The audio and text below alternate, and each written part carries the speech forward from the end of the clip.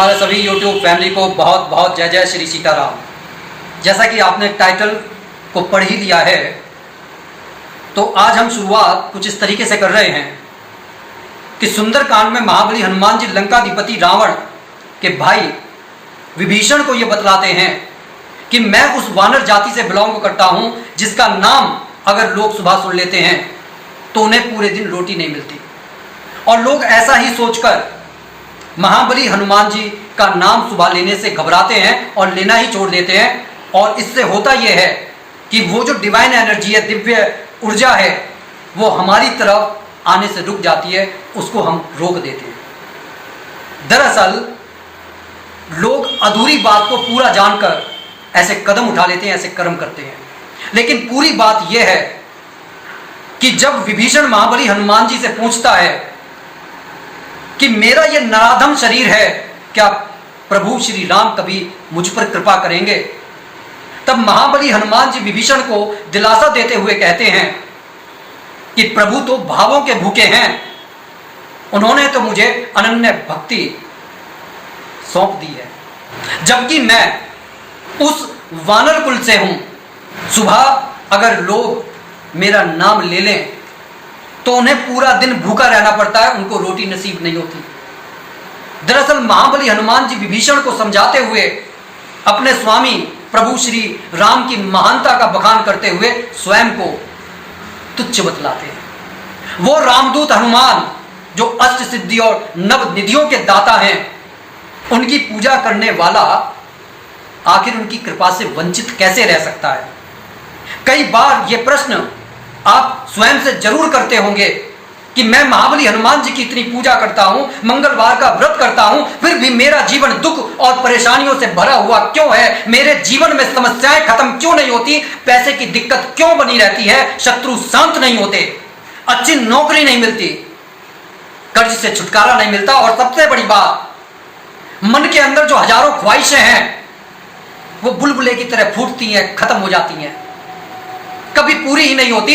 आखिर महाबली हनुमान जी मेरी पूजा से प्रसन्न क्यों नहीं होते, मेरी पूजा को स्वीकार क्यों नहीं करते, मेरी पूजा से आखिर नाराज क्यों है, मैं जाने अनजाने क्या ऐसी कोई गलती कर रहा हूं जो मुझे ही नहीं मालूम। आज अपनी इस वीडियो में ऐसे 5 कारणों को जानते हैं जिनके कारण महाबली हनुमान जी हमारी पूजा को स्वीकार नहीं कर रहे, उनकी कृपा हमारे को मिल नहीं पा रही है। इन्हें संकट मोचन कहा जाता है, जो संसार भर की मुरादों को पूरी कर रहे हैं, जिनके बिना देवताओं के कार्य भी पूर्ण नहीं होते। आखिर क्यों उन महाबली हनुमान जी की कृपा की बारिश मुझ पर नहीं हो रही है? आखिर क्या है वो गलतियां जिनकी वजह से हमारी पूजा स्वीकार नहीं हो रही? आइए जानते हैं उन गलतियों को और उनको दूर करने का उपाय। इससे पहले जो भी भक्तजन इस चैनल पर नए हैं, कृपया इस चैनल को सब्सक्राइब कर लें और कमेंट बॉक्स में जय श्री राम और जय श्री सीताराम लिखना ना भूलें। और ज्यादा से ज्यादा इस वीडियो को शेयर करें ताकि वो भक्तजन जो ऐसी समस्याओं से जूझ रहे हैं, गुजर रहे हैं, अपनी समस्याओं को दूर कर सकें। जब हम अपने भावों को अच्छा रखकर किसी अनजान की मदद करते हैं, तब भगवान हमारे से प्रसन्न होकर हमारे दुखों को दूर कर देते हैं, सुख के दरवाजे खोल देते हैं, हमारे दुर्भाग्य को सौभाग्य में बदल देते हैं। आइए जानते हैं वो 5 कारण जिनकी वजह से महाबली हनुमान जी की कृपा रुकी हुई है और हमारे जीवन में समस्याओं का अंत नहीं हो रहा। सबसे पहला कारण है कि जब हम हनुमान जी के सामने जाते हैं तो अपने अहंकार का त्याग नहीं करते, हम अपने अहंकार को लेकर उनके सामने जाते हैं। दरअसल हम इस तरीके से बिहेव करते हैं कि उनके सामने जाकर हम उन पर उनकी पूजा करके कोई एहसान कर रहे हैं। हम किसी श्रद्धा, विश्वास, आस्था को लेकर महाबली हनुमान जी के चरणों में स्वयं को समर्पित करने के लिए नहीं जाते, बल्कि हम संसार को ये दिखाने के लिए जाते हैं कि देखो हम कितने अच्छे हैं। हम दुनिया को, लोगों को अच्छा बनकर दिखाना चाहते हैं, लेकिन उस परमपिता परमात्मा, उस महाबली हनुमान जी को अच्छा बनकर दिखाने के लिए हम नहीं जाते। हम अपने मन के मैल को धोकर, उस अहंकार को त्याग कर महाबली हनुमान जी के पास नहीं जाते। और ऐसे भक्तों की पूजा को महाबली हनुमान जी इग्नोर कर देते हैं, क्योंकि जहां पर भक्ति में दिखावा होता है वहां पर भावों में कमी हो जाती है और भगवान भावों के भूखे हैं। और जिसका सीधा सा अर्थ है कि पूजा तो हम वहां कर रहे हैं, हमारे हाथ पैर चल रहे हैं, मतलब एक जैसे कि कोई गाड़ी आदमी चलाता है, दिमाग कहीं और लग रहा है और एक्सीडेंट होगा, तो सीधा सा मतलब है कि मन कहीं और लगा हुआ है, बस शरीर आपका महाबली हनुमान जी के सामने है। जबकि होना यह चाहिए कि मन से और शरीर से शुद्ध होकर महाबली हनुमान जी के सामने बैठकर उनकी पूजा करनी चाहिए, तब उनकी कृपा अवश्य प्राप्त होती है। और सबसे बड़ी बात, आप दिखावा करके संसार को मूर्ख बना सकते हैं, महाबली हनुमान जी को नहीं। दूसरी सबसे खास बात, हम अपने संकल्प पर दृढ़ नहीं रह पाते। लोग अपने जीवन में सुख चाहते हैं, समृद्धि चाहते हैं, भोगों को भोगना चाहते हैं, अपने जीवन को सुंदर बनाना चाहते हैं, दूसरे से कंपटीशन किए बिना आगे निकलना चाहते हैं और ऐसी आस करते हैं कि महाबली हनुमान जी की आज पूरा पूजा कर लेंगे और कल को ही हमारे जीवन में बल्ले बल्ले हो जाएगी। और ऐसा विचार करके वो संकल्प ले लेते हैं 11 दिन का, 21 दिन का, 41 दिन का। लेकिन जहां पर भाव ही नहीं होते, वहां पर संकल्प आखिर दृढ़ कैसे रह पाएंगे? वो अगले ही दिन या कुछ दिनों के बाद में उस संकल्प को कोई ना कोई बहाना बनाकर तोड़ देते हैं कि मेरे को ऑफिस जाना है, समय नहीं मिल रहा, पैसा कमाकर घर चलाना मेरी मजबूरी है।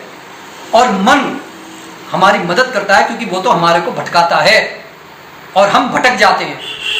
लेकिन जब हम अपने संकल्प रूपी परीक्षा में ही फेल हो जाते हैं, उसके बाद में हमारे को सोचना चाहिए कि वो महाबली हनुमान जी जो सात्विक ऊर्जा है, वो हमारे इच्छाओं को आखिर क्यों पूर्ण करें, जब हम अपने प्रतिज्ञा में, अपने संकल्प में दृढ़ ही नहीं रह पा रहे। तीसरा अति महत्वपूर्ण कारण है कि हनुमान जी एक सात्विक शक्ति हैं, आत्म संयम के प्रतीक हैं। जबकि हमारा मन विकारों में फंसा रहता है और हम साधारण नियम मान नहीं पाते, उन पर चल नहीं पाते। हनुमान जी की कृपा न मिलने का सबसे बड़ा कारण यही है कि हम विकारों में फंसे रहते हैं, ब्रह्मचर्य का पालन नहीं कर पाते। और वो जो आत्म संयम के प्रतीक हैं, आखिर सोचिए कि अगर हमारा मन विकारों में फंसा हुआ है, ब्रह्मचर्य का पालन नहीं कर सकता, दूसरों की चीजों को लालच से देखता है, हमारा मन चोरी में लगा हुआ है, शराब पीते हैं, मांस खाते हैं, ऐसे में तामसिक प्रवृत्ति की तरफ किस तरीके से सात्विक ऊर्जा का आशीर्वाद मिलेगा? क्रोध पर हमारा नियंत्रण नहीं है, क्षण क्षण हमारे मुख पर अपशब्द आते हैं। तो सोचकर देखिए कि आपने हनुमान चालीसा का पाठ किया लेकिन मन से विकारों का अंत नहीं हुआ, तो किस तरीके से जो हनुमान चालीसा पढ़ने के बाद जो ऊर्जा आपके शरीर में समाहित होनी चाहिए, वो आलोप हो जाएगी, आपके शरीर में उतर नहीं पाएगी। चौथा कारण हमारे स्वार्थ से जुड़ा हुआ है कि हम मंगतों की तरह हमेशा महाबली हनुमान जी के पास कुछ मांगने के लिए जाते हैं, और मजे की बात, जब हमारी इच्छा पूर्ण हो जाती है तब हम उनका आभार भी प्रकट नहीं करते। दरअसल हमारी भक्ति महाबली हनुमान जी से एक डील है कि मैं पूजा करूंगा तो मुझे नौकरी दो, सुख दो, सफलता दो।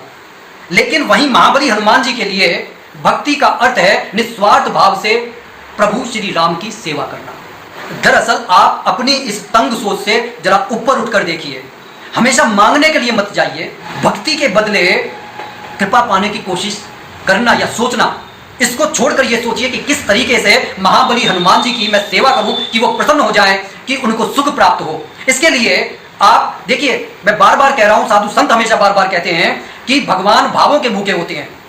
इसलिए आप अपने भावों को उन पर प्रकट करने के लिए उनके मंदिर में जाइए, झाड़ू लगाइए, दीपक को प्रज्वलित कीजिए, दुखी लोगों की मदद कीजिए, बिना स्वार्थ में पड़े कि रिटर्न में कुछ मिलेगा। और अब तब आप देखिएगा कि महाबली हनुमान जी की कृपा, उनका आशीर्वाद स्वयं आपको प्राप्त होगा। पांचवा अति महत्वपूर्ण कारण कि हम महाबली हनुमान जी को आपातकालीन देवता समझने की गलती करते हैं, अर्थात जब हमारे पर दुख आए, समस्या आए, नौकरी छूट जाए, रोग आ जाए, तब हम जाकर महाबली हनुमान जी के चरणों में गिर पड़ते हैं, और जो ही सब ठीक हो जाता है तो उनको भी भूल जाते हैं। हमारे को यह समझना होगा कि अगर हम महाबली हनुमान जी को भूलेंगे नहीं तो हमारे जीवन में कभी कोई संकट आएगा ही नहीं। अंततः अपने जीवन का कल्याण चाहने वाले, महाबली हनुमान जी की कृपा चाहने वाले, सबसे पहले अपने जीवन में अपने शरीर के दोषों को दूर करके सुपात्र बनने की कोशिश करें, ताकि हमारे जीवन में भाव, सेवा, नियम, संयम और समर्पण जुड़ जाए और उसके बाद महाबली हनुमान जी की कृपा को आने से कोई रोक नहीं सकता। वो तो ऐसे देवता हैं जो संकट आने से पहले ही रक्षा करने के लिए पहुंच जाते हैं। लेकिन अगर उनके जीवन में होते हुए भी आपके जीवन में चमत्कार नहीं हो रहे तो यकीन मानिए कहीं ना कहीं दोष आपका ही है। अपने दोषों को दूर करने का प्रयास करते हुए महाबली हनुमान जी के सामने प्रार्थना कीजिए कि मैं आपकी शरण में हूं, मेरे मन से विकारों को दूर कर दीजिए। एक बात का हमेशा ध्यान रखिए कि मन में अपने कभी भी दूषित विचारों को स्थान ना दें। याद रखें कि खाली दिमाग शैतान का घर होता है, इसलिए अपने मन को हमेशा क्रिएटिव आइडियाज में व्यस्त रखें। शरीर को स्वस्थ रखने के लिए जल्दी उठने की आदत डालिए।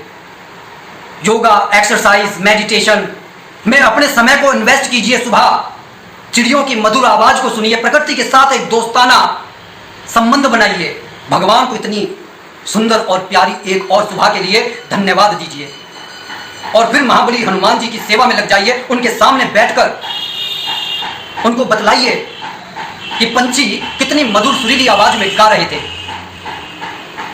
कितनी ठंडी और सुखद मंदिर हवा चल रही थी। सूरज भगवान अपनी लालिमा को बिखेर रहे थे।